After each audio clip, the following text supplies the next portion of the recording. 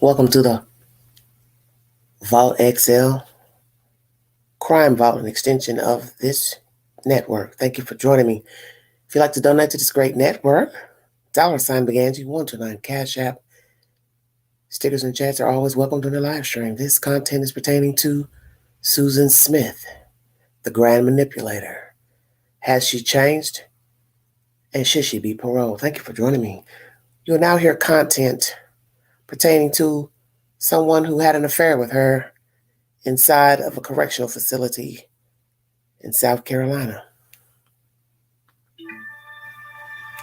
My name is Alfred Row. I was a captain at the Women's Correctional Center where Susan Smith was being housed on her double murder conviction. Susan Smith has been arrested and will be charged with 2 counts of murder in connection with the deaths of her children, Michael 3 and Alexander 14 months. I just want it known that I know I made a mistake. She was young, good looking, and I didn't think that we would get caught because Susan assured me that she would never tell anyone what we were doing. The officer was arrested for apparently an improper relationship. That's a potential felony. But she got what she wanted, and it was all about Susan. On July 22nd, 1995, 23-year-old Susan Smith of Union, South Carolina, is sentenced to life in prison for the drowning murders of her 2 young children. Prosecutors believe the reason Smith killed her sons is because she was having an extramarital affair with a man who didn't want children. Astonishingly, more than a quarter of a century later, sex and an obsessive desire for attention are still clouding Susan Smith's judgment. Susan does not appear to be sitting dwelling on Michael and Alex while she's in prison. And I think that's evidenced by the conduct she's had with the guards. 2 prison guards have been convicted of having sex with her behind bars. I think that her involvement with guards is just a perpetuation of this disorder, which sexualizes relationships as a way of giving her satisfaction in some sense. One of the guards, former Captain Alfred Row, shares a shockingly candid step-by-step account of how the devious double murderess set out to seduce him for her own personal gain. She said, "You look lonely sometimes, and we all need someone, and I want to be your someone." And how their secret sexual relationship left a devastating path of carnage in its wake that has shattered lives forever. The steel door slamming shut behind me. How am I going to tell my family and my wife that I had sex with Susan Smith? The one person in this world that she hated the most. This is something I haven't told anyone.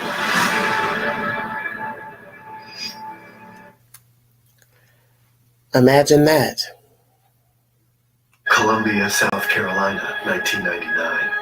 Alfred Row works the night shift at the Women's Correctional Center. He has spent more than a decade working in the male prison system, so the experience of guarding females was entirely new to him. At Women's Center, we had inmates all the way from minor felony charges of approximately 18 months all the way up to life sentences for murder. Women love to throw things on the officers just for spite. I had urine thrown on me twice. I was spit on. The pay wasn't that great, but I thought I could grow in it. When I would enter the building and announce male on the unit, all of a sudden they'd come out the showers without the towels wrapped around them, or they'd come out of their rooms to go to the shower without being covered and stand there. "Oh, I didn't hear you holler, Captain." To me, that was a flirt, and I was able to brush that type of thing off. I had 3 young sons.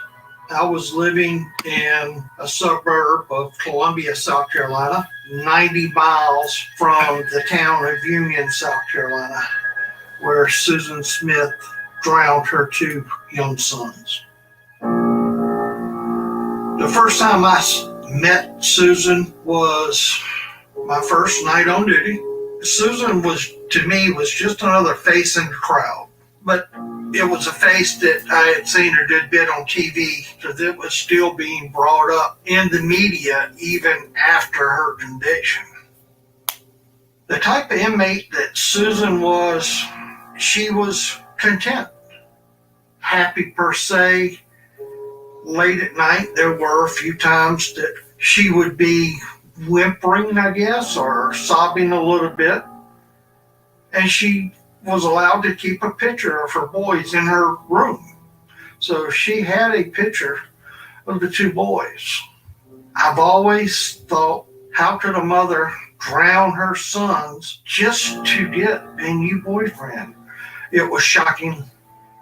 And yet, Alfred would find himself drawn to the young inmate. In the beginning, it was just generalized, everyday conversations that I had with every female that stopped me and asked me a question. Dealing with inmates one-on-one, you never discuss your home life, your personal life. I had never, prior to Susan, had any type of relationship with any of the other inmates. And Alfred Row has seen his share of female killers. She's not the only one that has committed such a heinous crime in the state of South Carolina.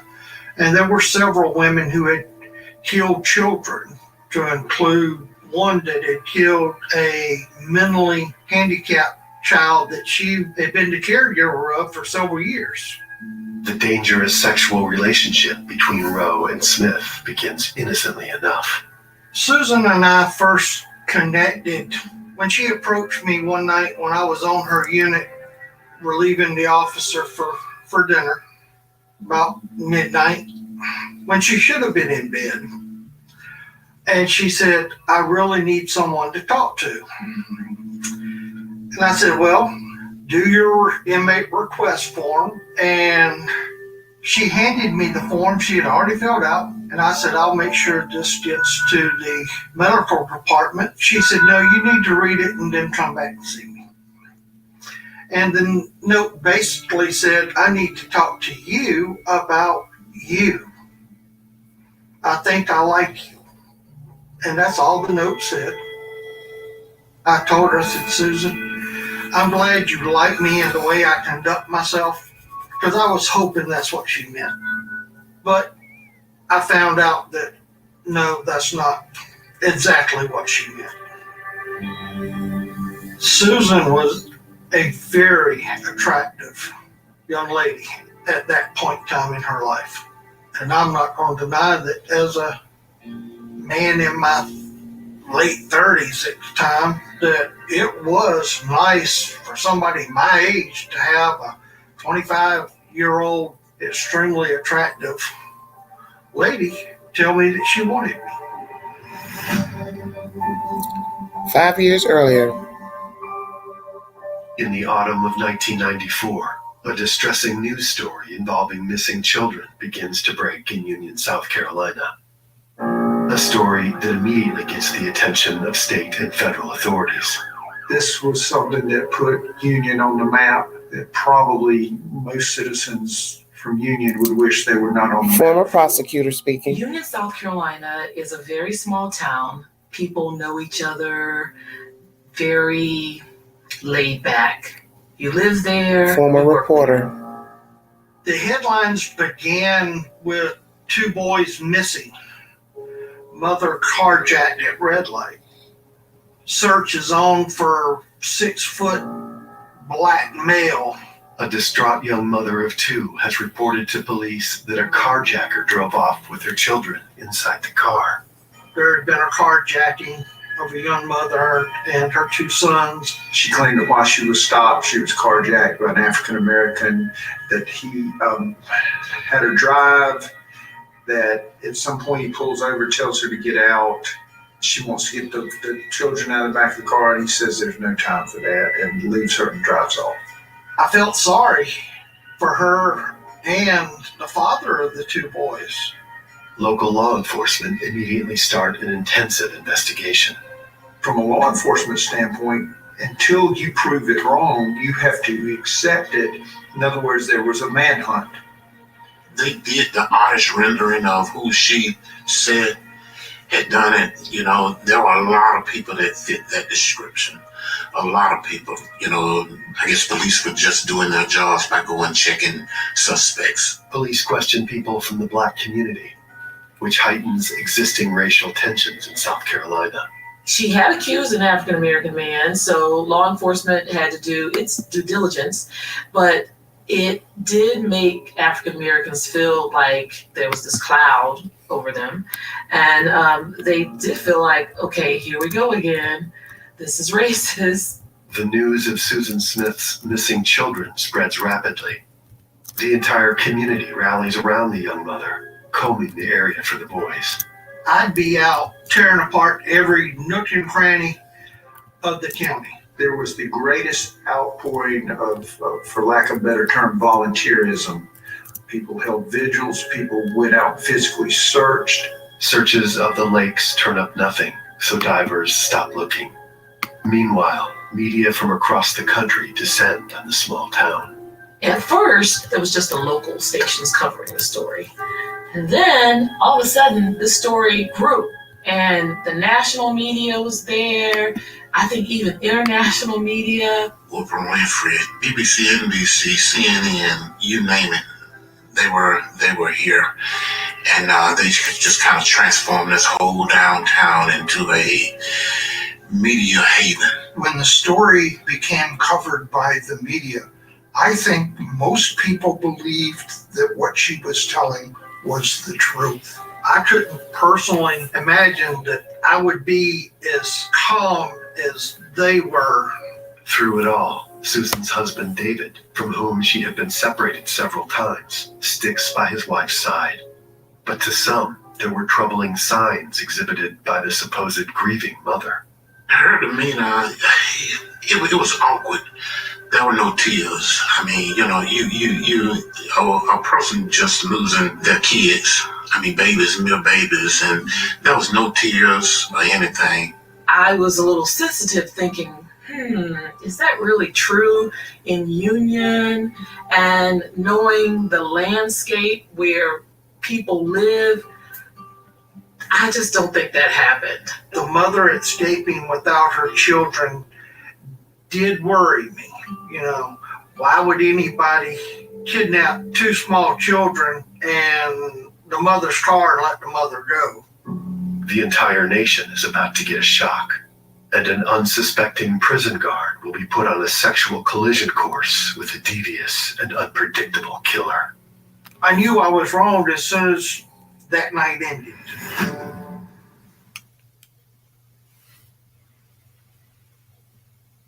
Susan Smith, everybody.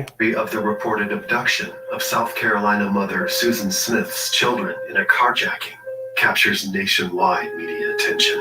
While the media circus was going on around Susan, law enforcement was very carefully investigating her story and seeing whether what she was saying was the truth. There was just a number of things that did not mesh, that did not match up with what she was telling them. The actual light that she claimed to be stopped at was consistently green unless there was a car coming from the side road that would trip that light, that would set it off to turn red. So she could not have been alone at the intersection and the light be red, because it would have taken another car to trip it.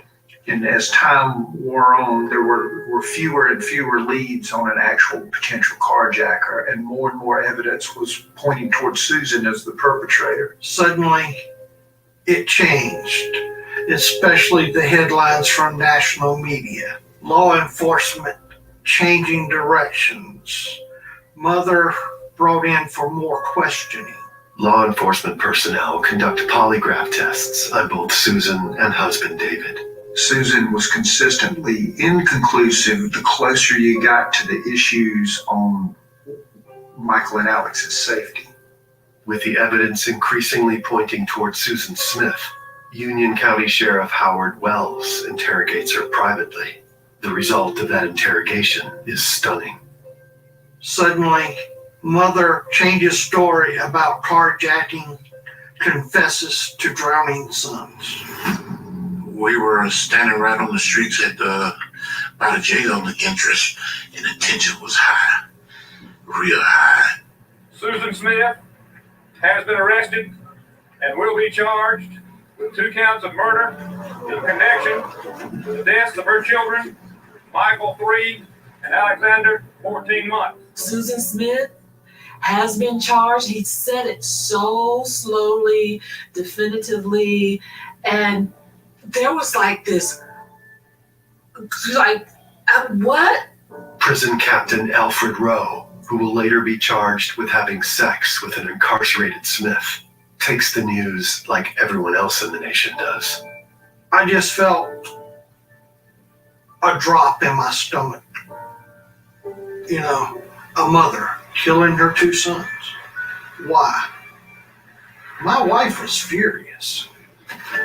She was ready to go down to Union County and deliver justice in a mother's way for someone hurting a child.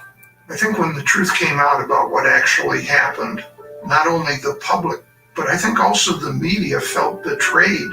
Here was this woman who appeared to be so sincerely depressed and overwrought over the loss of her children, and it was all a lie.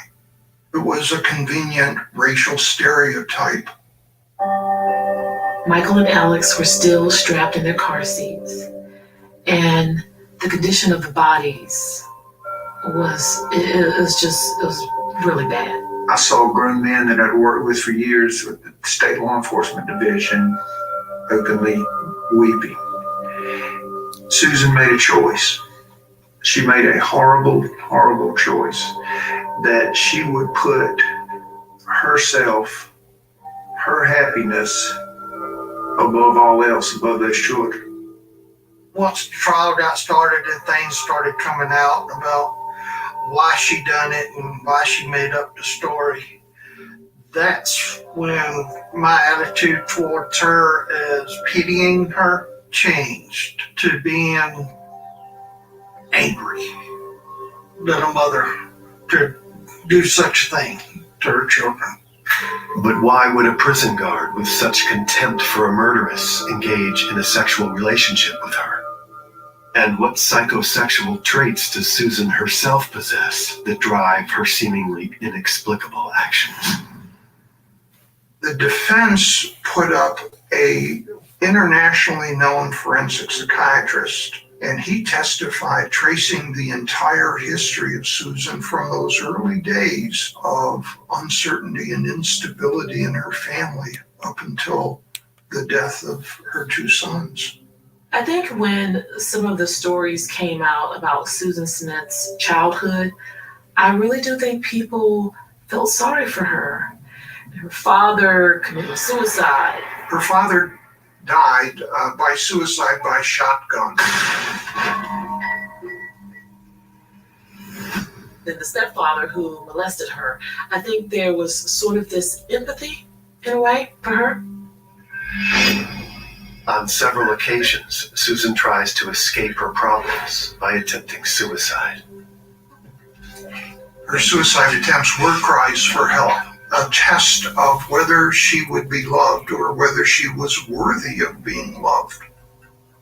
Susan is diagnosed with borderline personality disorder, attributed to a childhood of tragedy and sexual abuse. Borderline personality disorder is a severe, disabling condition where, out of an intense fear of abandonment, the individual experiences serious disruptions in their mood, in their emotional expression, and inability to control their impulses. Was she mentally in control of her own actions? I've dealt with enough people over the years within the system that people do have mental lapses and breakdowns. Susan's lapses in judgment begin to manifest themselves in her dating patterns as a teenager and young woman. when she starts dating, she picks people who are really not in her league. These are people who are married, older than she is, people who are not age appropriate for a young girl. Susan goes through several tumultuous relationships, but that all changes with David Smith. When Susan Smith starts dating David, he seems to be the one. Susan becomes pregnant with her first son. Susan and David marry on March 15th, 1991. Later that year, Michael Daniel Smith is born. But according to David, Susan is unfaithful. I think there is some extramarital affairs on both sides. But through their on-again, off-again marriage, Susan gets pregnant for a second time with David's child. So the couple attempts to reconcile. I began listening to her side of the story about her life. While incarcerated at the Women's Correctional Center, Susan will confide in Alfred Row about the circumstances that led up to the horrific murder. How she was unhappy with her husband, but yet it was her affair that ended their marriage. That affair, her final, is with a man named Tom Findley. Handsome, attractive, the son of the owner of a major company in town. It was as if, wow, if you get him, now you've really got you somebody. But while seeing Findley, Smith is also purportedly continuing a sexual relationship with her stepfather. Susan continues her sexual relationship with her stepfather, I believe, as a way of having a base source of support and love and affection. She knew he would always be there for her, even though other men might reject her. And reject her they do. On October 17th, 1994, Tom Findley writes Susan a note that will set in motion a series of tragic events that Susan alone will orchestrate. Tom Findley writes Susan Smith a letter, letting her know what he does want and what he doesn't want. And what he does want is a good girl that is not Susan Smith, and what he does not want is kids. Susan Smith has 2 kids. This was simply a Dear Jane letter, that the relationship was over. Angry and devastated from being cast aside, Susan is reportedly desperate to win Tom back. Her telling the story of the black guy was what was real to her. And she told me that story again. And she said, I still think that should have been what happened, and it wasn't really me. Is she really mentally unstable enough that she could revert back to that? Susan's defense team claims that she was not in her right mind when she committed the murder of her children. But prosecutor Tommy Pope doesn't buy any of that. The question was whether or not to seek the death penalty.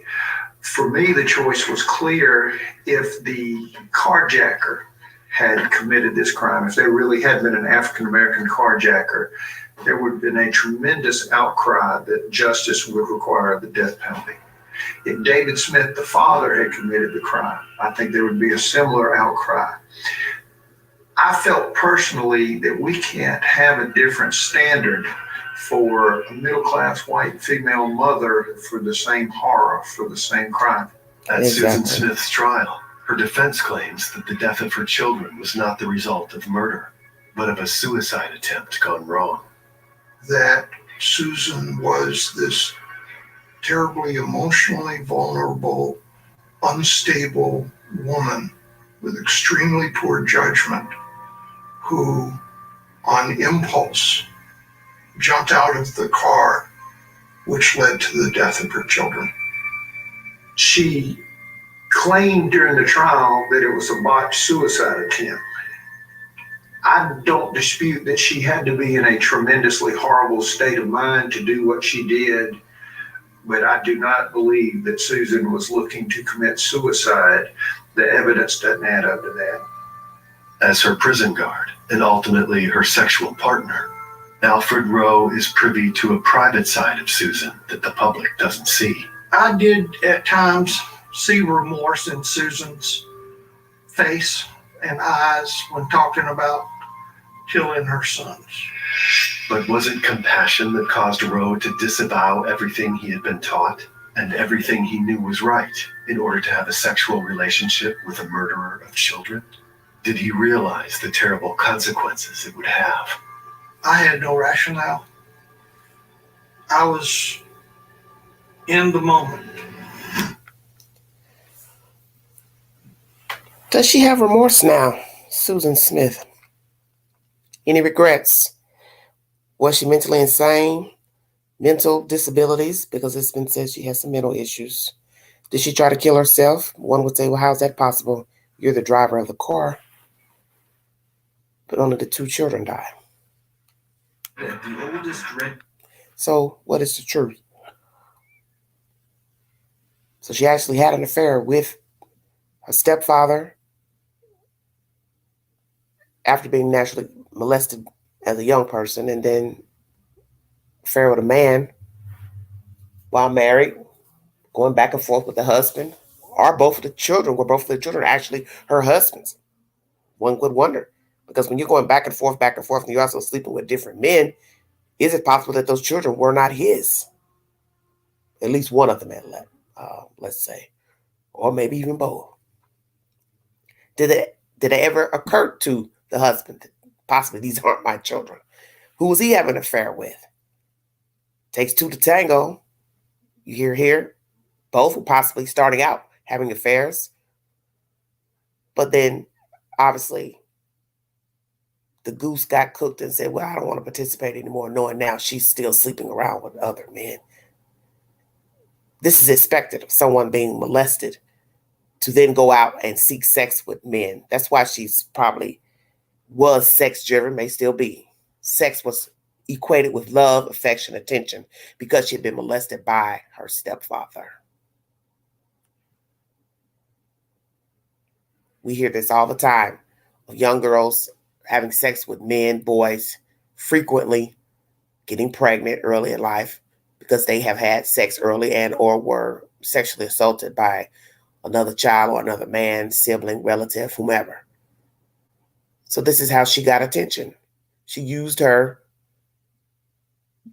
self as a way to get satisfied, eventually attention.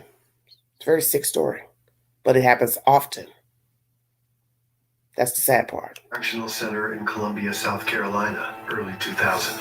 Among its prisoners is Susan Smith, convicted of the double murder of her 2 children in 1994. Prison guard Captain Alfred Row finds himself seeing more and more of Susan.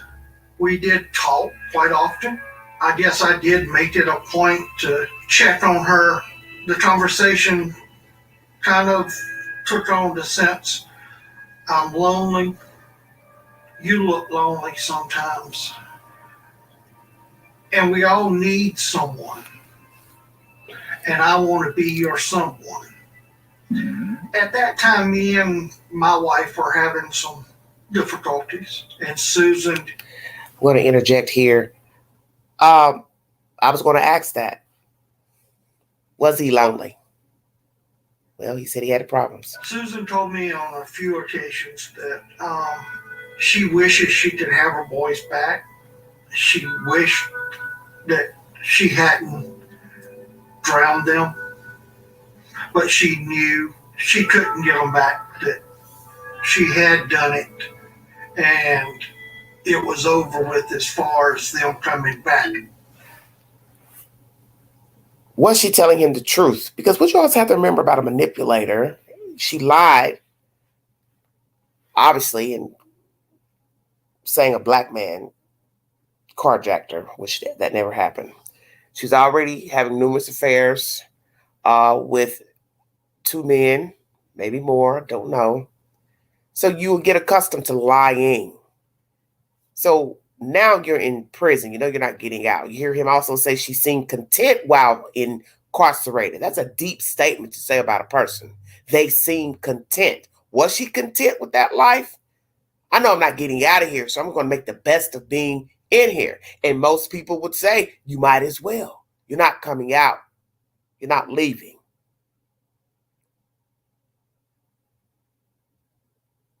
Unless you're paroled.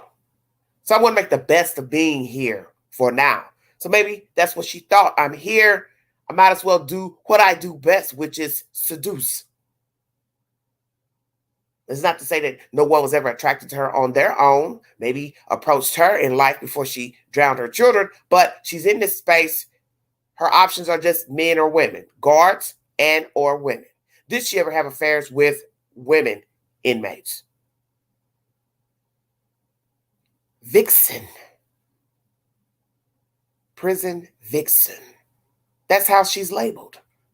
A woman who used her body to get self-gratification because she knew she wasn't going anywhere. But the deep part of the story is that she was doing that even when she was free, being sexually active with different men.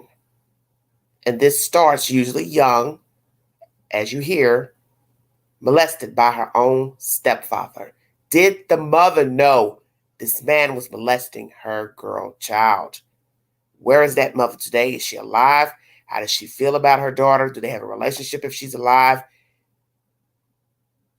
If she's alive, is she still with that husband? Did this husband continue contact with Susan while incarcerated? This is very deep. And this goes on often in households. That's the sick part of the story. It may have been Susan manipulating me to a point that caused me to lose my ability to follow protocol. That protocol includes, obviously, avoiding romantic and or sexual relationships with inmates, as well as maintaining an environment that discourages that from happening. I'd say our friendship lasted approximately a month before the encounter took place. Row is about to find himself in a situation that will make national headlines and devastate his life. The day that Susan and I had our sexual encounter, her and I were in the coach's office talking.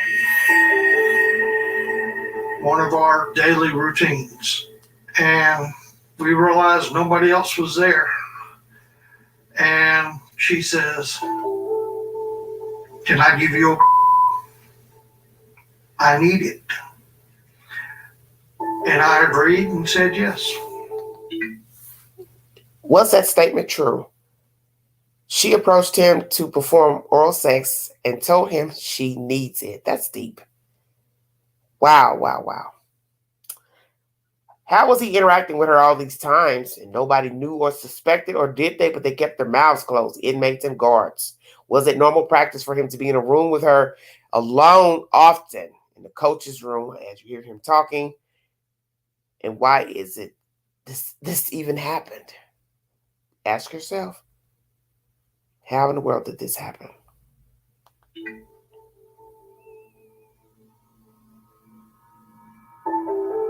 Wow. I had no rationale. I was in the moment.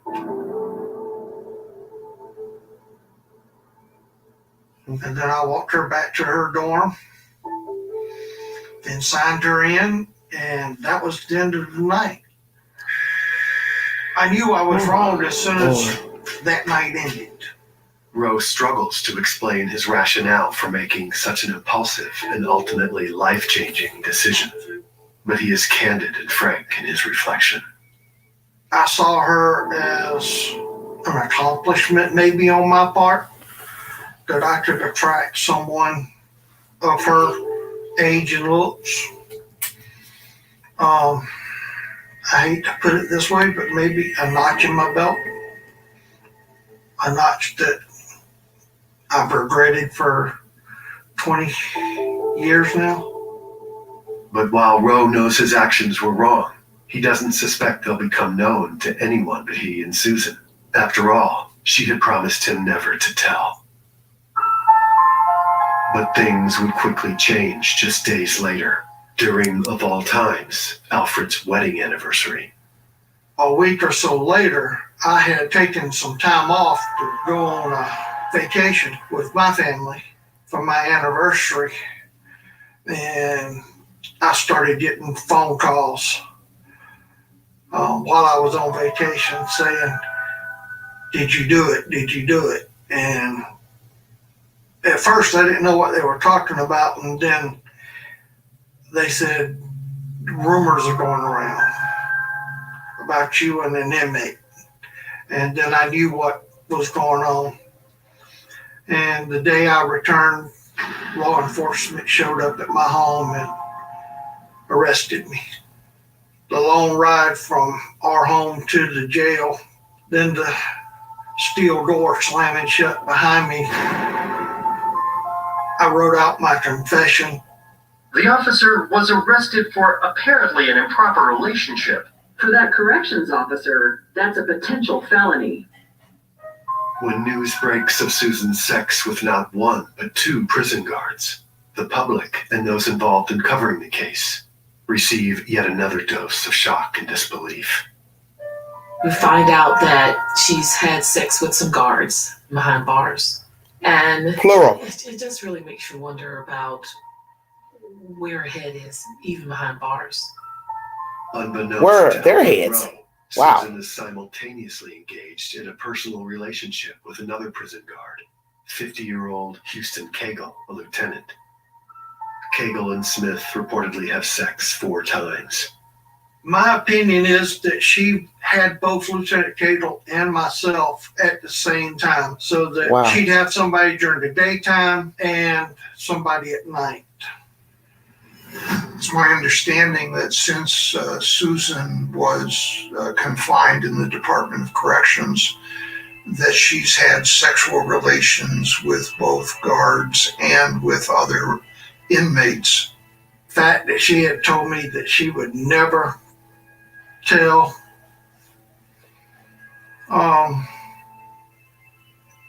made me mad, angry, both at her for telling and at myself for letting this happen and go on as long as it had. And I'm going to interject here. Why did she tell? Sorry about that. Why did she tell that she interacted with him? Did she feel pressure? She's in prison for a long time, so what difference does it make? Why not hold a secret? Was she mad at him for some reason to tell? And why is he mad at her? Because it takes 2 to tango. And he knew what he was doing was wrong. He admits in this documentary that he knew what he did was wrong by being with her. And as you hear, he gets charged. Do you believe he should have gotten charged? This is what I'm currently posting to my community page. I meant to do this yesterday or the day before. I was trying to remember. As I said, I get sidetracked. But should he have been charged with having sexual relations with an inmate? Should he have also been put on a registry? Because it's not as if she was mentally incapacitated, disabled, mentally or physically. She's just an inmate who's there in prison by choice, not a child, not a minor. And it wasn't deemed rape. So should this officer have been charged with a crime? Fired, yes, but should he have been charged and put on a registry? Very diabolical. I don't think he should have been charged. Fired, yes, but not charged or put on a registry.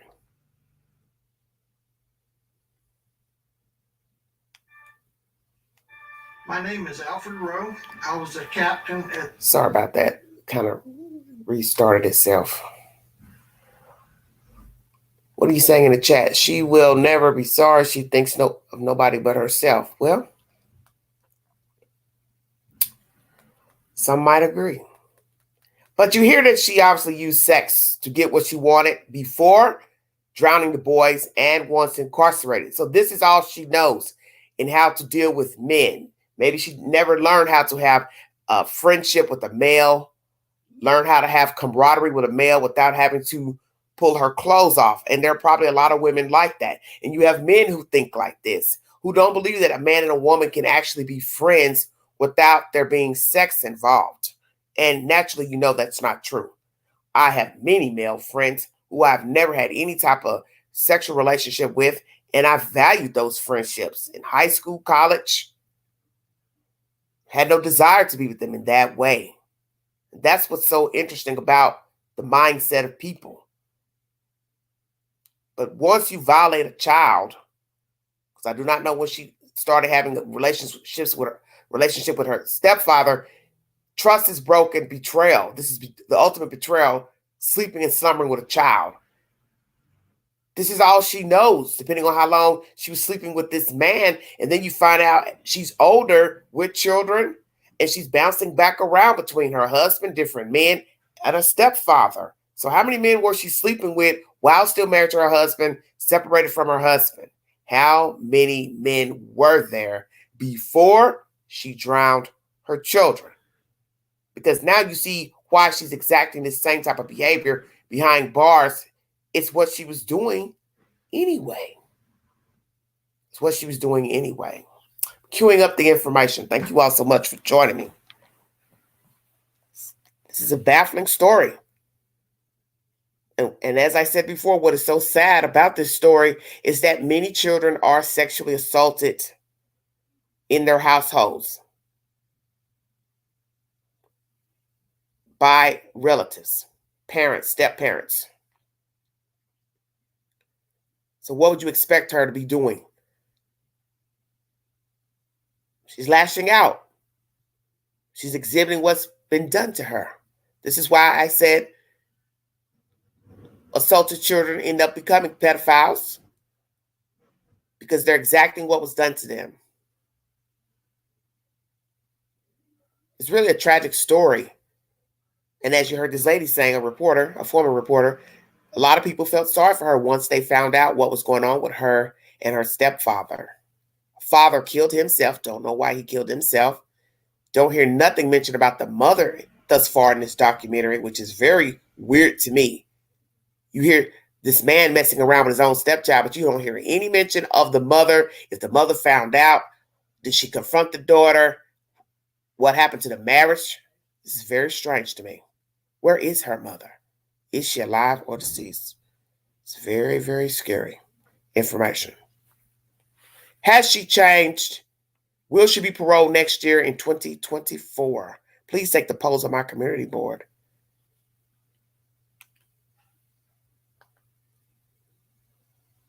Trying to get all my the place where I was here queued up. Thank you all so much for joining me.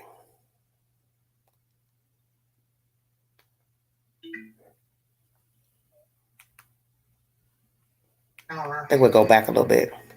Her and I were in the coach's office talking. I'll let them go a little forward. So we're going to go up to where she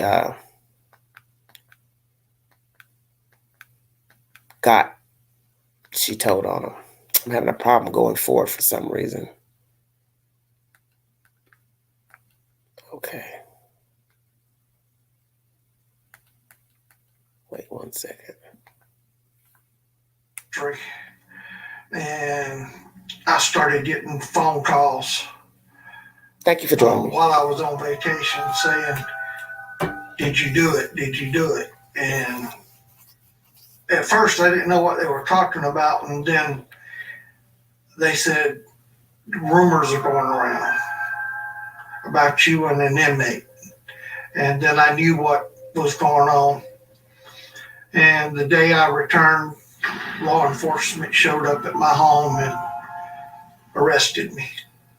The long ride from our home to the jail, then the steel door slamming shut behind me. I wrote out my confession. The officer was arrested for apparently an improper relationship. For that corrections officer, that's a potential felony. When news breaks of Susan's sex with not one, but two prison guards, the public and those involved in covering the case receive yet another dose of shock and disbelief. We find out that she's had sex with some guards behind bars. And it just really makes you wonder about where her head is, even behind bars. Unbeknownst to Alfred Row, Susan is simultaneously engaged in a personal relationship with another prison guard, 50-year-old Houston Cagle, a lieutenant. Cagle and Smith reportedly have sex 4 times. My opinion is that she had both Lieutenant Cagle and myself at the same time, so that she'd have somebody during the daytime and somebody at night. It's my understanding that since Susan was confined in the Department of Corrections, that she's had sexual relations with both guards and with other inmates. Oh, wow. In fact, So it she said. had told me that she would never tell.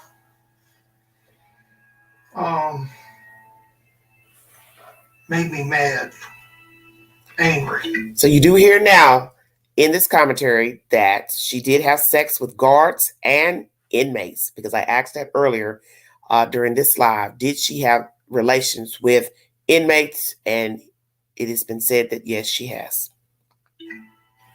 Both at her for telling and at myself for letting this happen and go on as long as it had. And then regret set in, because how am I going to tell my family I'm fixing to go to jail, possibly even prison for 10 years. Wow. 10 years is a long time. Should a person get 10 years just for having sex with an inmate? I want to ask that question on the poll too. Their guard have been having sex separately with inmate Susan Smith, in prison for life for the drowning murder of her 2 sons. But the burning question is, how and why would they be attracted to someone who had committed such a depraved act, especially in Row's case, since he had sons of his own? The answer, according to Row, is willful ignorance. The specifics of that night we never talked about, and I never asked her. It's not like that I asked her and she refused to tell me. She never volunteered it.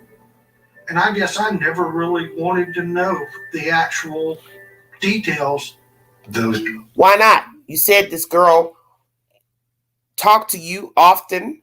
You all conversed for about a month before you had this sexual interlude. Why not ask her what happened? Why not ask her, why'd you do it? Do you have remorse? Because your wife had a problem with this girl, hated her, as you said in the early part of this commentary. You could understand why this woman would do this to her children. You also had sons, but yet you are now watching over this person in a jail. You're conversing with her and now having a sexual relationship with her. Willful ignorance. I'm sure many of us are guilty of that. Willful ignorance. But why did you sleep with her? A notch in your belt? Oh, I've been with Susan Smith. But who were you going to tell that to? But maybe you're satisfied with only knowing you slept with her. I don't know. Very interesting information. Details revealed through trial testimony, forensic analysis, and crime scene recreations are difficult to imagine. In her confession, Susan states that she wanted to die. Susan is driving around rural Union County with Alex and Michael in the back seat, and she's in a panic state and starts thinking about suicide. At one point, she stops on a bridge over a small river in the county and thinks about jumping in, but decides not to because the boys would be abandoned. And so she decides that in order to protect her children, they must die with her. She drives to John D. Long Lake and onto a ramp, gets out of the car, puts the vehicle in drive, releases the brake, and watches as her car, with her children asleep in the back seat, plunges into the lake. A police reenactment of the crime, presented at Susan's trial, illustrates just how horrific the events were that unfolded that night, and how Michael and Alex met their tragic end. what it showed us internally was some aspect of what Michael and Alex would have been facing. Strapped in those car seats, the car ultimately noses down, and you see the water come up through the vents under the floorboard. The car is now facing down. The car seats would be facing down, and the water just continues to rise Lord have mercy. until it would ultimately cover. So we had a video of that too, again, in addition to gathering the information scientifically that we gathered. It ran about 5 or 6 minutes. It had no sound, but literally as you watched it, you felt like the air was being sucked from the courtroom. And knowing what Michael and Alex had faced, and as the water came, Yes. you would almost feel like you Oh, my were goodness. smothering yourself. Exactly. The car floated for approximately 6 minutes. The car turns and rolls and then points down and ultimately goes down. So what that told me was how much time she had if she had chosen to react and perhaps change her mind and try to help the boys. It was like reliving that night of when she killed her kids all over again. The feeling that went through me is saying that those kids were in that car. But would she have risked drowning to save her The children? revelations about the crime and the added ugliness of blaming the murder on an imaginary black man makes Susan Smith reviled by the public and the media. Is Susan Smith a monster or a victim? Well, in my opinion, she's a bit of both. And many people get abused and sexually victimized Yes. as children and adolescents and do not go on to commit murder, Exactly. especially murder of their children. Exactly. One of those who believe Susan Smith to be a monster is Alfred Row's wife, who has no idea her husband has been having sex with Smith. Now Alfred Row has to face perhaps the most difficult moment of his life, telling his wife the truth on their wedding anniversary. I told her we needed to have a talk. And I told her that the state law enforcement division had been to the house. And I told her why. And the first thing I remember, the wife's crying and pleading with me to tell her why. And then she wanted to know with who. And I think that upset her more so was the who. Exactly. The one person that she hated the most in this world for their crime than if it had been someone else. Imagine telling your wife that, having to tell her. Imagine the wife, her emotions at that time, hearing this information. She's hating a woman she's never met, just from local news, national news, newspapers, gossip, whispers. And now your husband is fired from a job, gone to jail. All of this information, he now has to divulge to her what happened in that prison. Just imagine that.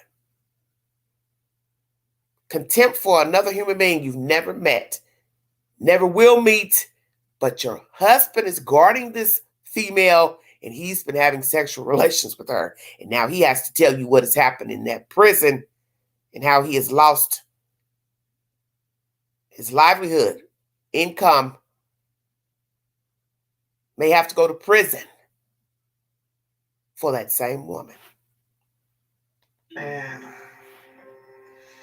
then the next call was to my parents and my dad lecturing me about how I should have been more responsible and respectful towards my wife. In the state of South Carolina, Row could face up to 10 years in prison for his offense. And while he makes no excuse for it, he claims that sexual fraternization with prisoners is not as uncommon as one might think. Relationships occurring between inmates and officers happens more so than a lot of people realize on the outside. Up until Lieutenant Cagle had been arrested, I knew of 5 or 6 other occurrences that had happened, but no one had ever been arrested and charged. Right. And then all of a sudden, there was 5 more people arrested and charged, including 1 female. Wow. Now that's But deep. what was her real reason for these sexual encounters? Alfred Row, about to face punishment for his actions, believes he knows the secret and surprising motive behind them. And what would that have been? The motive. You hear a woman was arrested. So what's this? A woman guard in a male prison or in a female prison? Because I don't think they have women guards in male prisons. I'm not really sure back then. As you see, this is the dirty South. The rules are different down here in the South pertaining to criminal offenses, time spent in jail or prison. You just assume these people have gotten fired. That's it. Jail time. Possible felonies for sleeping with an inmate. Some people be like, well, why felony? Because it's what? Federal prison? Was this a maximum prison? Is that why it would be considered a felony? Put on a registry just for having sex with an inmate? If it was consensual, they're adults, they're not children, the inmates. Very interesting.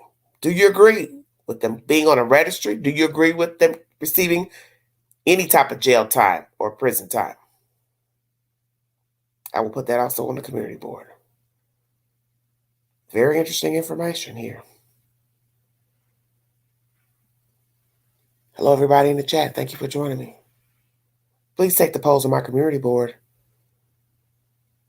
Like, share this content, make it go viral. She will be coming up for parole in 2024. Should she be paroled? Has she changed? Does she have remorse for murdering her children? We also hear that she was dating someone long distance while in prison. That fizzled out soon after it started. Who's next on the chopping board? Alfred Row, who by now has been arrested for the crime of having sex with inmate and child murderer Susan Smith and is about to pay a price, claims he knows Susan's hidden motive for her sexual adventures with the guards. It's my opinion that Susan's whole reason and justification for her relationships with Lieutenant Cagle and myself was that she wanted a transfer closer to home. And within a week of my arrest, she was transferred to the institution in Greenwood where she wanted to be. She got what she wanted, sex that she wasn't getting because of being locked up or thought she would never get again, as well as the transfer that had been denied on a few occasions. Wow, interesting. Unfortunately, I think Susan continues to focus on Susan. I don't think the remorse she has is not for Michael and Alex. The remorse she has is for how her life has been affected. I don't think Susan ever had regard, in my personal opinion, for anyone but Susan. It was all about Susan. Rowe maintains that a single encounter was the extent of his sexual contact with Smith. One time. After that encounter, I never physically saw her again. There's never been any closure between Susan and I since that encounter. Smith has been disciplined 5 times since 2010 for use of narcotics, marijuana, and an unauthorized drug or inhalant. For mutilation, which can be anything that leaves a scar or damage on the body, and for the unauthorized use of an inmate's PIN number. The actions of Susan Smith have taken a toll on countless lives, none more than that of the father of Michael and Alex. He was devastated, but he was also extremely angry at his wife because she had killed his 2 sons. It was the greatest, most sincere outpouring of grief I think I have seen in my career. David Smith said that he wanted Susan Smith to get the death penalty. That was really shocking. But after all, she had killed his 2 kids. I guess I'm thinking about my kids, Why didn't the jury give her the death penalty? Why not? Is it because she's a female? Or they thought she would suffer more in prison? See, that's a person's opinion. You hear a lot of people say that. Make them suffer inside. Let them sit there every day and ponder on what they did. That's your assertion. You forget they killed somebody or someone or their children or whomever the victim is. And that's the thing that people tend to forget. They have murdered someone. Plural. She murdered 2 children. Why would you think she would be suffering inside? You hope or you pray she would suffer. But as you hear this guard speak, ex-guard, she seemed content in there. The photographer who's speaking in this commentary said, no tears, no nothing while speaking to the news about the children missing. So see, there's the pattern. Abused as a child by a stepfather, having sex with different men up until drowning the children, go to prison, sleeping with the inmates and guards, getting in trouble several times while being there, self-mutilation, getting somebody to run to get drugs for her. I'm going to play you that commentary later. She gave up. She gave up. Because in the end, she didn't have a choice anyway because she's incarcerated. So she did whatever she had to do to survive inside of the prison. Now, not every inmate does the same thing, but Susan made her own rules. And possibly, yes, she did all this so she could get out of there to another prison close to home. You now hear that she tried to get into another prison but was denied. And boom, these people get arrested. And now, voila. She is moved. Very interesting information. My 2 sons. That's hard. That's really hard. Ultimately, the jury decided not to sentence her to death, but to sentence her to a life in prison. Some of the jurors said they gave her life as they thought that would be a greater punishment, that she would have to sit and reflect on what she did. David worked to try to get his life back on track. I think the biggest difficulty he faced was to try to get out of the public eye and to try to lead a normal life. The deaths of Michael and Alex will forever shock a nation which struggles to understand how a mother could do such a thing to her children. My understanding is the lake is off limits per se, where Susan drove her car off the dock into the water. And this is something I haven't told anyone, but there is a memorial there. And I have thought about driving up there to see the memorial. Row received his sentence for the crime and has paid his debt to society. I got sentenced to 5 years of probation, 400 hours of community service, and registry on the sex offenders registry. Wow. For my conviction of having sex with Susan Smith. As a convicted prison guard who made an impulsive decision to have sex behind bars with child killer Smith, Alfred Row continues to bear scars. I've been unemployed for the past 6 years.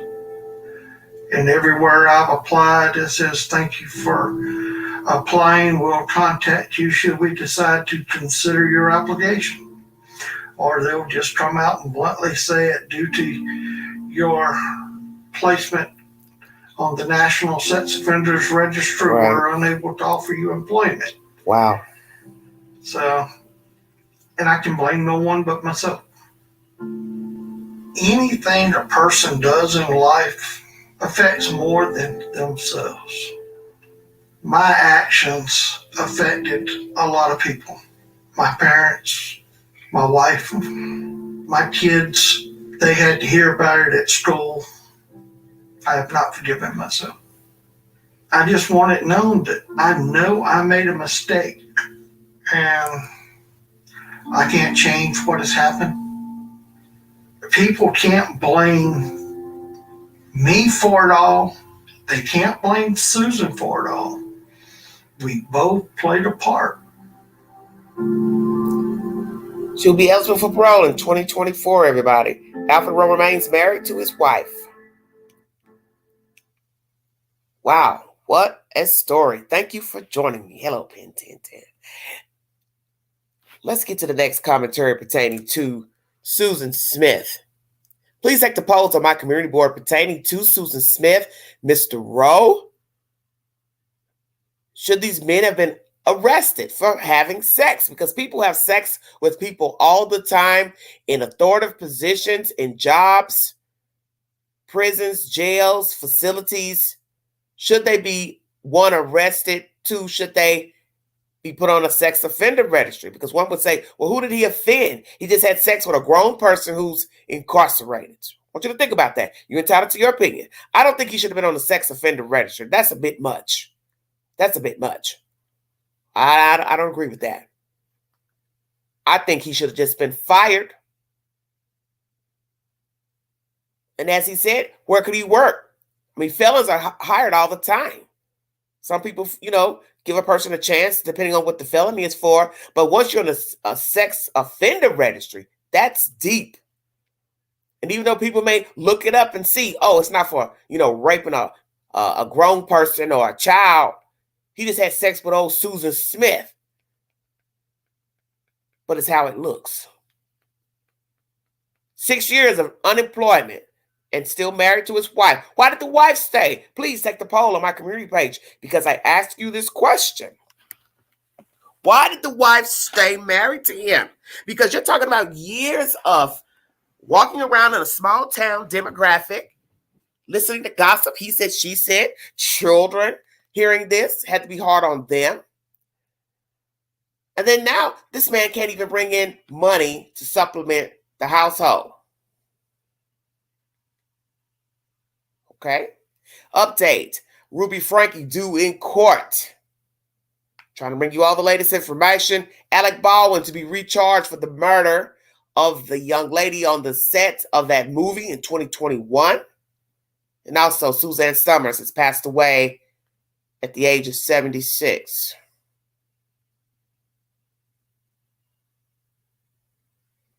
And now I see an update pertaining to Natalie Holloway. Final reveal of Natalie Holloway's fate after 20 years. Will Vandersloot tell the truth about what happened? He's also appear in court, I believe, tomorrow. Alabama. Take the poll pertaining to him. Should America send him back to face the 28 years? I don't believe so, because all this shuffling back and forth, flying him around is ridiculous. What is the purpose of them extraditing him back to the United States? For them to only send him back over there to do the time over there first, and then what? Come back over here to face extortion charges? That makes no sense. All this back and forth. Make it make sense. The Murdaugh Murders I watched last night, it was not Lifetime. It was another network that produced it. But it was pretty good. I was kind of sleepy last night. Kind of wanted to hurry up and get to the point. We want to talk about that too. The lady who was the reporter in this story, if it is indeed, it was a woman, a black woman. Who was the person who slashed her tires while she's out in South Carolina trying to get the information pertaining to Murdaugh? Very interesting story. Very, very interesting story. Trying to find my content now. Thank you all so much for joining me. 1 second. Oh, Lordy. Now let's have more about Mr. Murdaugh. I'm going through the queue now looking. Alex Murdaugh's appeal suspended on jury tampering claims. Court TV has that information in the queue. 1 second, everybody. Thank you so much for following this content, this network. I'm getting ready to post this to my community board. Alfred Row got 3 months in jail for affair with Susan Smith. Should he have been charged and put on to sex registry? Your options are yes and no. Please take the poll. Thank you so much for joining me.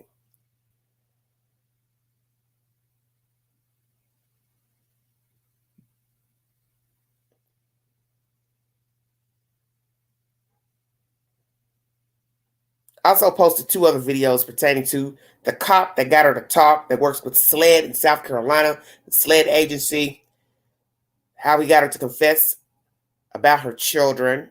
And then I also posted another video pertaining to the prosecutor who spoke out 20 years after her conviction. That was uploaded 8 years ago. If you want to listen to that content, please tune in to that information. First scary movie recommendation, The Haddonfield Nightmare, free in the YouTube queue. I will post another movie today for your enjoyment. I asked you all about the Murdaugh movie. 35% of you had thumbs up, 62% thumbs down, 4% so-so, 26 votes. I don't believe it was Lifetime. I believe it was Tubi or another network, because at the end I finally saw that it wasn't Lifetime.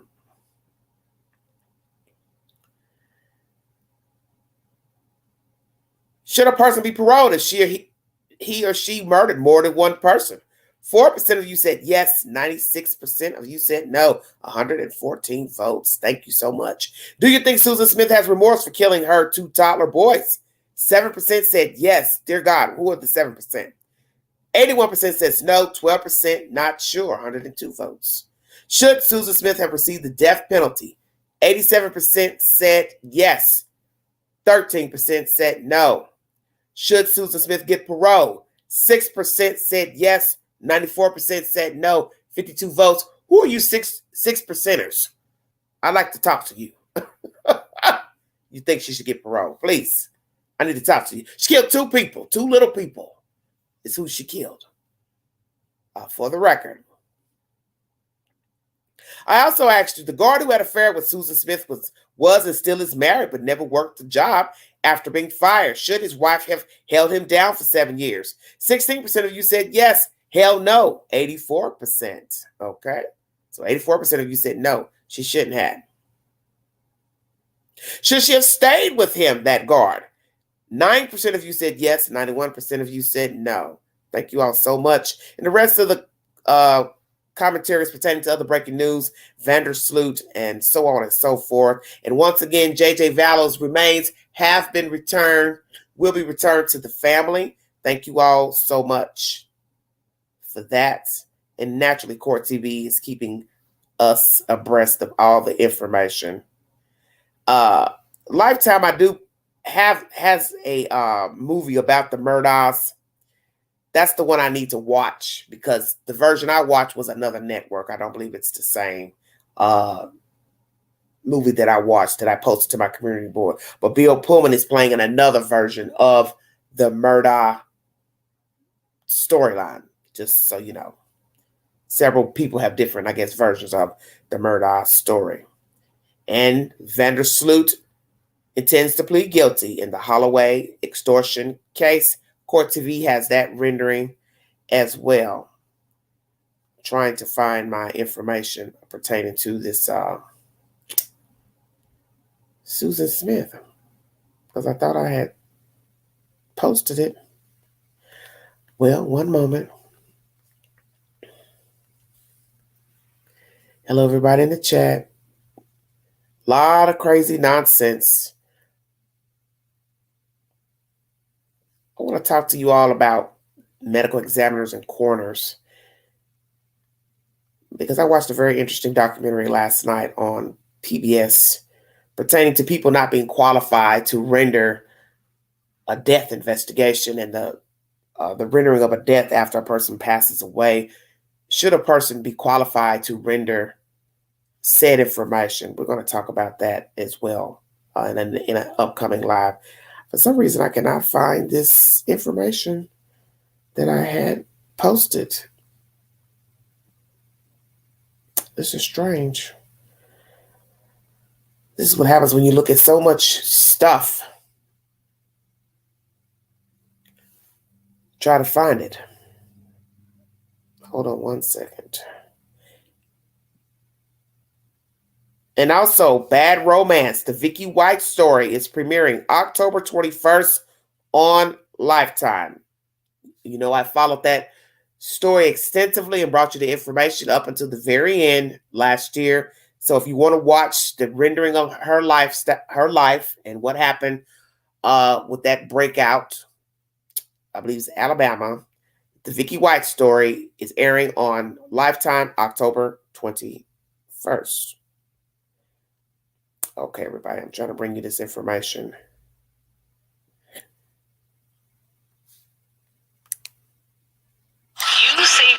One second.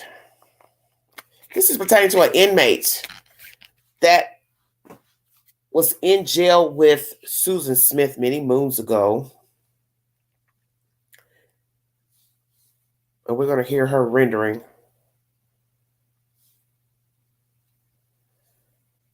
of what happened to her and her dealings with Susan Smith.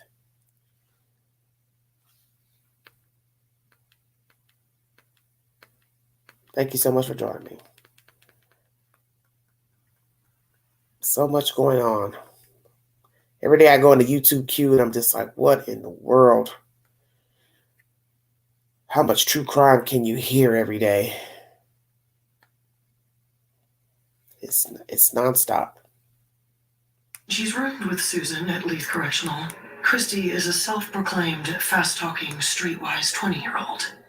And she's not about to let anyone, especially a child murderer, get the best of her.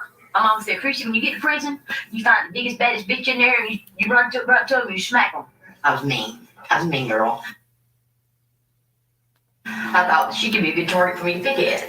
She begins to observe a troubling side of Susan. A side that appears psychotic. Susan was very delusional, and I would notice that she would have conversations like the kids were still alive. And one Saturday morning, we got up. She had a little photo album out. She loved to have a photo album out. And she had her cup of coffee in her hand, and she was just talking to the photo album.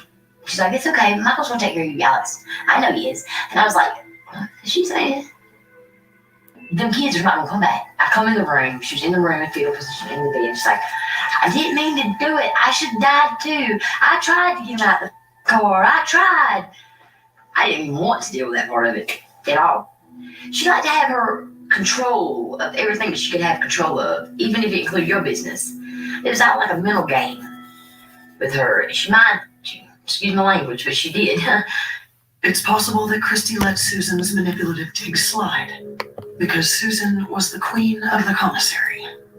The money Susan receives from family and admirers affords her specialty food items, which are gold, because prison meals are notoriously bad. Every time I've hit the prison, she's always sent me a care package. My coffee creamer, bar soap, deodorant. At the time I needed stuff for my dental hygiene. I always had it. So the next day I had money slip on her. And I didn't understand why.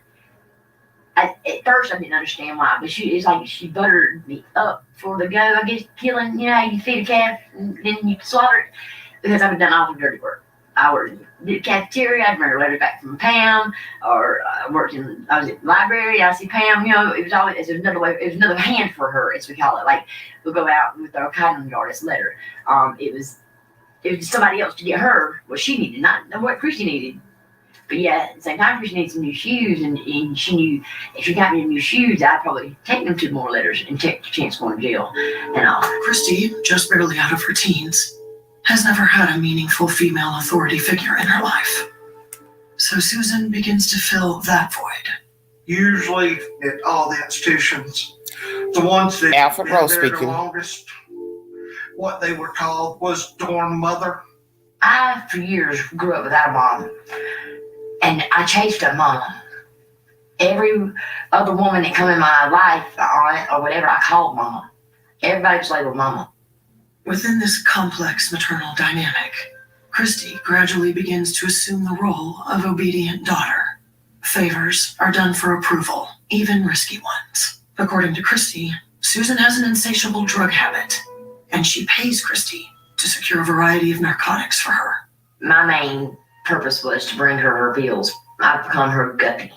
Susan's behavior as far as drug use, I believe that's something that she got into after she got moved from the women's institution to Greenwood. And she could no longer get the male attention that she used as a drug, I believe. But as time passes and Christy matures, she begins to realize she's being manipulated. I can remember one time I was going to visit, and she didn't like my lipstick. She's like, Christy, you don't need to wear that lipstick. My lips look good to me. But she didn't like them. And that little seed in my head that my lips look bad.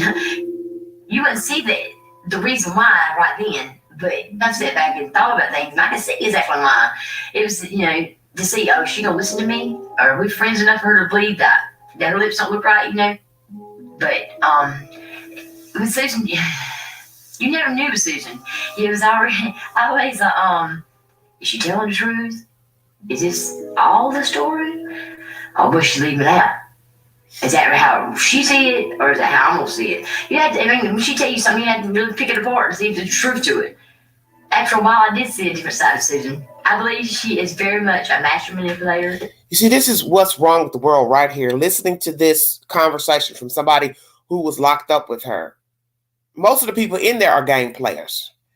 So it's your choice if you want to ride the ride to try to appease the other people in the jail, the prison. But it's all a joke. Because this is what they do when they're on the street. Same damn thing. So now you're locked up. You either want to be a drug runner or a guppy, or it's up to you. You may have to fight to hold down your right to have your own individuality inside of a jail or a prison. But that's the whole point of the game. The street life is still carried over into the jail and the prison system. There is no difference. The only difference is you can't roam about freely. It's all a game. That's what scared me about Susan, is you didn't see the monster. She had like a whole monster in her, like a whole another person. I believe Susan will continue to attempt to manipulate whomever she can to get a favor from another inmate, or to attempt to get a favor from another officer or staff member. I think she'll continue. And Susan's episodes of anger are getting ugly. According to Christy, Susan has a chilling outburst during an argument with her alleged lover. She said, I killed my kids. Do you think I care about yours? But the last straw for Christy comes when Susan makes contact with Christy's own young son. She run visitations. She worked with other people's kids when she didn't even have her own. And played with them like it was hers. Told my son he could call her Auntie Susan. I said, no, you ain't. Now this is crazy. You don't have the privilege to discuss my child when you've done what you did to yours. And my little boy loved her. I hate to say it that much, but Zachary loved Susan because she worked on visitation. Yeah, she had official positions in the prison. Christy Smith would remain in prison until 2019. By this time, Susan and Christy haven't been cellmates for years, and they've drifted apart. I hope Susan Smith is never released from prison. I think I told her bye, but my head out that gate, I ain't looking back. I think Susan's mind's not correct. I don't think she's capable of living in a free life or a free world without committing more crimes, because she'll knock off whatever she has to knock off to get where she needs to go. If she did her kids, what's going to keep her from doing somebody else? So I think she needs to be in an institution. I'm not going to say jail. I'll say an institution, because I don't wish jail upon nobody. Once again, released from Parole 2024. That's that information. Christy Smith, who was incarcerated with her. Where is she now, Miss Christy Smith? Is she doing well? Staying out of trouble? Don't know. Let's read a little bit of information pertaining to Susan Smith and her life now. Once again, she's coming up for parole in 2024. Will she be released? You hear a lot of nonsense about her life behind bars where she stayed in trouble numerous times, 5 times. She became addicted to drugs. She had this young girl running drugs for her, passing letters, so on and so forth, being a guppy, as this woman willingly admits she was, doing when she was younger, I guess. And the lady looks really nice in this commentary, like she's, maybe doing well for herself. Not really sure, because you never can tell what people are doing from the time they do a documentary. But it's sad. But this is what I'm saying. They're game runners in the street. So you can expect them to do the same while locked up. Because it is survival of the fittest in the street. It's the same game in prison. Survival of the fittest inside. Nobody wants to be thought of as a punk or this or that. Everything's a choice of how you want to react, portray yourself in prison or jail. But if they're running game in the street, they're going to be running game inside of a prison. That's common sense. People magazine is the source of this information. I tried to find the latest I could, but this was from November of last year. Sex, drugs, and sickness inside Susan Smith's life in prison after drowning her sons. I'm going to go to the latest because I'm not going to recap everything. Most of you already know what happened to her pertaining to the drowning of the children. Let's go back a few years. In 2019, 25 years after the incident, people obtained records that showed her incarceration had been marred with disciplinary infractions for self-mutilation, drug use, and possession of narcotics and marijuana. Each infraction resulted in the loss of privileges, including loss of visitation, canteen, and telephone privileges. In 2000, Smith, then 28, was disciplined for having sex 4 times with 50-year-old prison guard Houston Cagle. And he was a captain, if I'm not mistaken. He pleaded guilty and spent 3 months in jail. Okay, so he was the one that did the 3 months. Okay. The following year, prison captain Alfred Row, because I'm getting them mixed up. Oh, so Alfred Row was the prison captain. They said he was an officer. I don't know. Each article is given different titles of who these men were. Anyway, Alfred Row also pleaded guilty to having sex with Smith and was sentenced to 5 years probation. So one got 3 months in jail, and then Mr. Rowe, I guess, got the 5 years probation. Twice in 2010 and once in 2015, she was disciplined on drug charges, losing privileges for more than a year. But Smith claimed she was misunderstood. In 2015, Smith wrote a letter defending herself to the State, a South Carolina newspaper. Mr. Cahill, I am not the monster society thinks I am, she wrote to reporter Harrison Cahill. I'm far from it. Something went very wrong that night. I was not myself, she wrote. I was a good mother and I love my boys. There was no motive as it was, not even a planned event. I was not in my right mind. But Smith's ex-husband and the father of the boys told people in 2010 that he has never fully recovered from the pain. There's always this nagging and gnawing heartache, David Smith said. It's there every day, even if I'm not always conscious of it. In 2017, Smith was working in the prison as a landscape laborer, a step down from a position she previously had as senior groundskeeper. In March 2018, she was promoted to a ward keeper assistant, in which she is responsible for the daily operation of her housing unit. And then here you hear the woman saying that she had access to, I guess, the day room where they visited with their visitors and children, and she was implementing herself into the people's personal business. At least 6 times from 2017 to 2019, Smith had severe enough medical issues that she was transferred to another facility for outpatient treatment. The nature of her treatment had not been made public. In March 2022, people gained access to letters Smith had written to a long-distance boyfriend, whom she said she wanted to marry and if she was free from jail. She's imagining the normalcy of a married life, a relative of Smith told people. She wants everything in life that she believes has passed her by. People viewed parts of 2 letters she sent to the man. I can't wait to build a life with you, Smith wrote in one letter. Leave the past mistakes behind and start fresh, just you and me.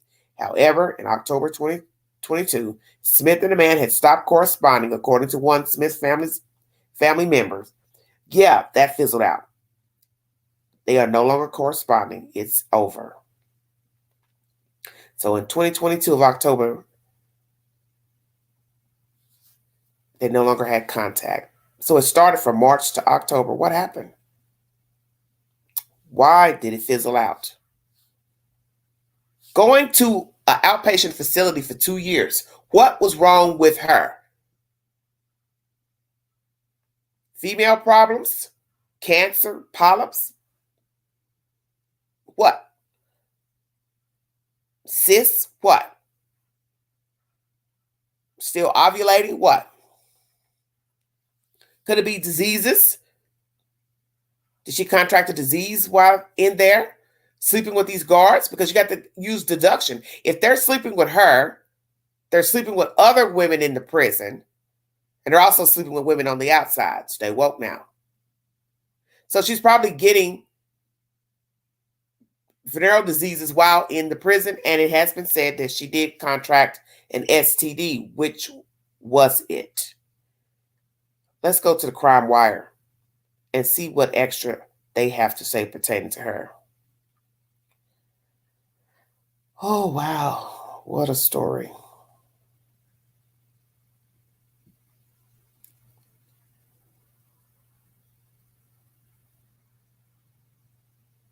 At the time of her confession and arrest, the news media reported that Smith committed the heinous crime because the man with whom she was having an affair, Tom Finley, didn't want children.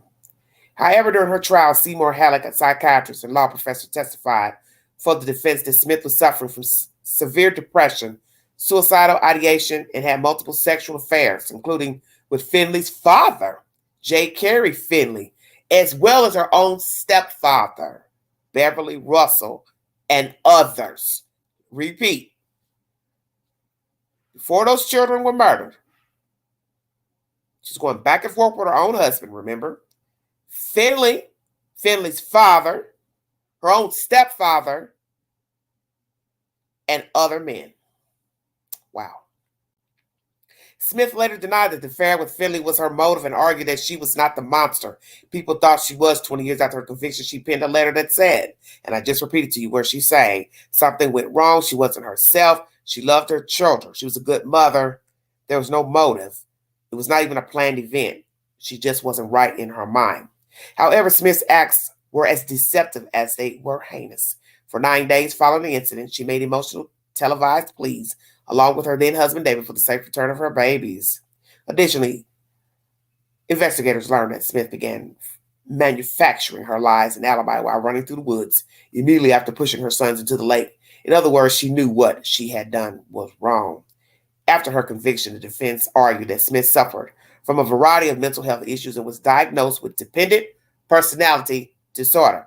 And that's what you hear also in that audio I played you, where the older gentleman was saying she was codependent. And it was possibly the reason why she kept having sex with her stepfather. The jury spared her the death penalty and opted for a life sentence. Very interesting. And also, we have commentary from Mr. Dr. Grant, who is also a YouTuber. Please check out his commentary pertaining to this Susan Smith debacle. Though initially held in the Women's Correctional Center in Columbia, Smith was transferred to and incarcerated at Leith Correctional Institution in Greenwood, South Carolina, due to various sex scandals. While in prison, she received at least 5 infractions for self-mutilation, use of possession of narcotics, marijuana, other violations. While incarcerated, Smith was also consistently flagged for engaging in sexual relationships with guards. According to the New York Post, her first 2 decades behind bars were spent engaged in a cyclone of bad behavior. Wow. As a result, securing parole may be difficult for the convicted child murderer, especially taking into account an incident in 2000. At that time, she was 28 years of age, engaging in sexual activities with a 50-year-old prison guard by the name of Houston Cagle, which resulted in an STD. According to the Daily Mail, Cagle was jailed for 3 months for the affair. In the subsequent year, prison captain Alfred Row, who you hear most of the commentary from in the audio I played, who was married at the time, confessed to having sexual relations with Smith, which resulted in him having received a 5-year probation sentence and being on the sex register. Smith faced disciplinary actions twice in 2010, once in 2015 for drug offenses, and she lost her privileges. These privileges include visitation, canteen, telephone usage, which I already repeated to you. You also heard from Christy Smith, and this young lady was the one who was procuring the drugs for her. Stephanie Hulsey, another former cellmate, told People that inmates were able to get pills for other inmates by stashing them in their upper cheeks to avoid detection by the guards. This is what was said about Susan Smith by Christy Smith. I've seen Susan do everything. Snort, booty bump, swallow, shoot. I've seen her do it all. My main purpose was to bring her pills. Susan Smith's then cellmate, Christy Smith, who you also heard in this audio. 2021, she had a long-distance relationship with a father of 2 grown children. The man in the long-distance relationship with Smith contacted her after seeing her on a television interview. Here's one of the commentary in a letter written. We're going to have amazing chemistry in person. I can't wait to build a life with you. Leave the past mistakes behind. Start fresh, just you and me. According to family members, however, that romance ran its course. And that was from March up until October.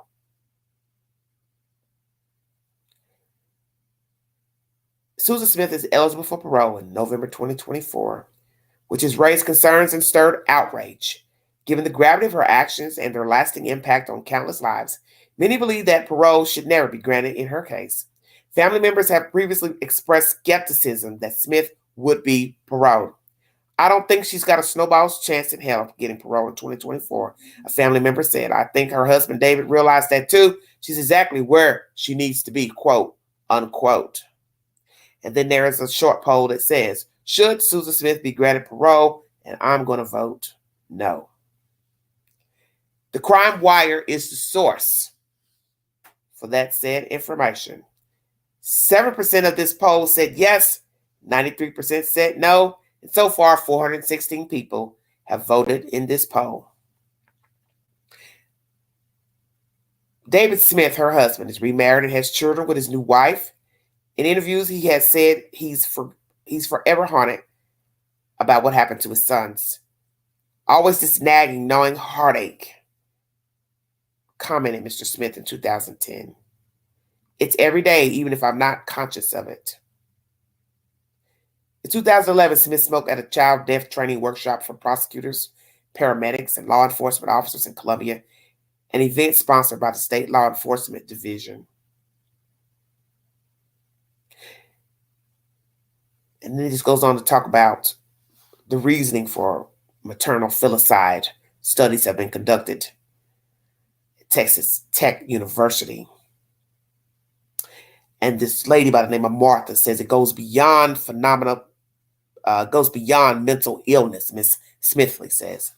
The economic inequality of women leaves mothers with paychecks that are insufficient, and they are powerless to change their situation.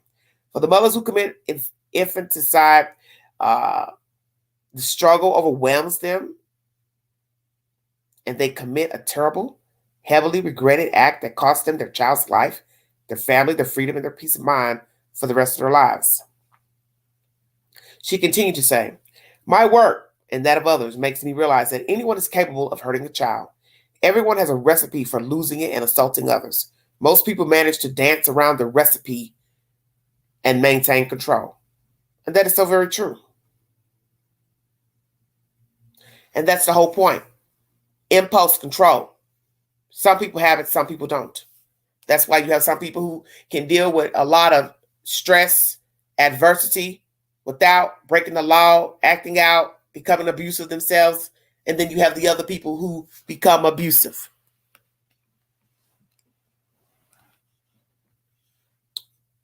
I guess it's a matter of what you're willing to tolerate. As I've said in this live stream before, there was no mention of her mother during the documentary that I just played for you. Mr. Rowe never mentioned any conversations about her mother. If indeed there were any conversations, I did not hear of anything. And I'm also wondering how that he and his wife stay afloat all these years with him not being able to work since he's been put on the sex registry. But as I looked in this interview with Christy, he speaks in that shortly. He's sitting in a house which has a view of the lake I can see in the background. So perhaps he is living better. Maybe they paid him for his commentary. I don't know. But in the end, you have to be able to eat and provide for yourself. And he did have children at the time of that affair with Susan Smith. And it had to be a hardship for this woman to continuously stay married to him for whatever reason, and him not be able to secure employment. So one would say, well, why didn't they move out of South Carolina, try to go somewhere for him to get a job? I don't know. I guess one would say, well, he still would be on the registry. But we do know that people on these registries, if they're paroled, they're still supposed to secure employment. Very interesting information. I want to thank you all for joining me. This is a diabolical story of American history. This was a terrible, terrible, horrific event that transpired in the fall of '94. A woman accused a black man of carjacking, taking her children, but it was not true. She lied. 9 days of wrangling with her, she finally confessed to the truth. And she's been in prison having a lot of problems with sex, drugs, infractions, losing privileges, dating, outsider, and now coming up for parole next year. Will she be granted parole? Should she be granted parole? Please take the poll on my community page. Give your opinion. Take the poll and also comment below the poll. I also ask you about people who have killed more than one person. Should they be paroled? Take the poll. Your voice counts. I like to know how people think. When I get an update pertaining to Susan Smith, if there's ever one between now and 2024, I will bring you that said information. This is an extension of my network, Crime Vault, where I bring you content pertaining to an older crime. And this is almost a 30-year crime. It's a very baffling story. 2 children innocently murdered for whatever reason, no matter what you believe.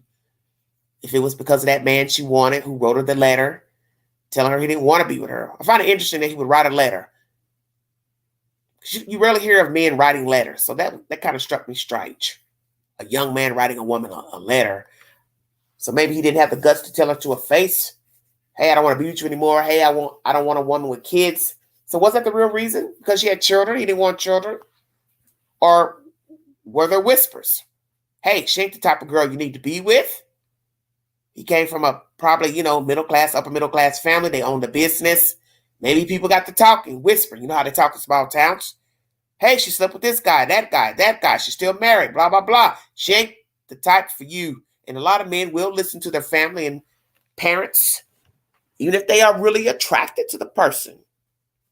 And maybe he was attracted to her. Maybe it wasn't just about sex, but he felt like, hey, can't marry her because she's already got a name for herself. And as you see, what she had a name as in the street, she took that same name to the prison.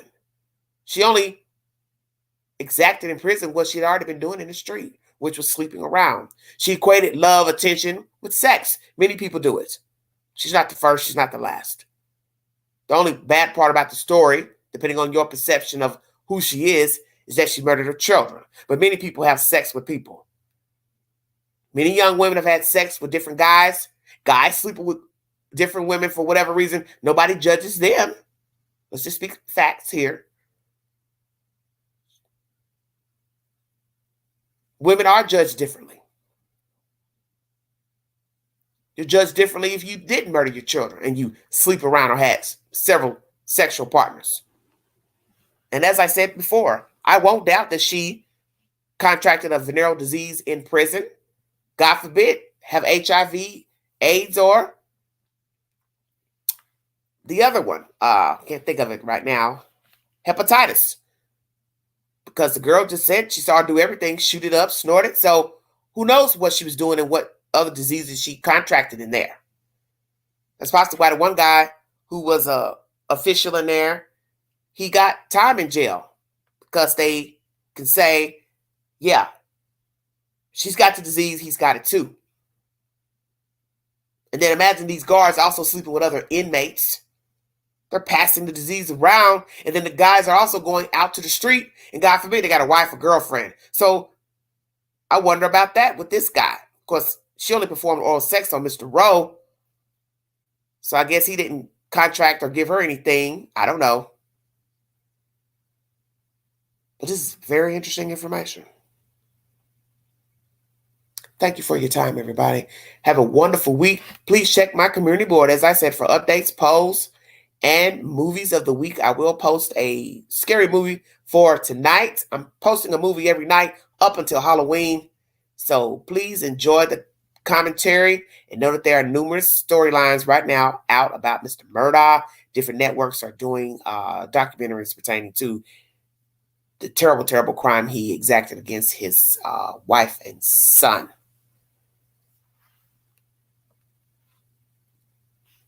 You have been listening to The Vault XL, and this commentary was Crime Vault, Susan Smith.